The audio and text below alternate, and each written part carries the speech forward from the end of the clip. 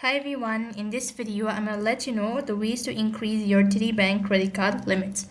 In order to increase your Tity Bank credit card limits, you have to follow the steps. Now first of all, you go to this link that is www.tity.com/personalbanking/advice-Tity Banking. You'll be able to see that you can consider requesting a credit limit increase online through an easy web or through the Tity app if you are using a mobile device. Now, you may get approved for the requested amount or for an amount lower than your requested, or the branch may decline your request. Now, only the primary card holder can make a request to increase the credit limit for a Tity credit card account, and account must be open and is in a good standing. Now here, what happens is that you need to have a clear history. That means you must have paid your bills on time. You must have all the credit card bills paid on time.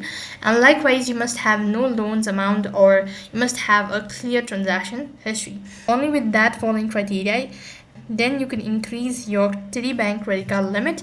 That is all for this video. I hope the video was helpful. Make sure to like, share and subscribe to our channel. Thank you for watching. See you in the next video.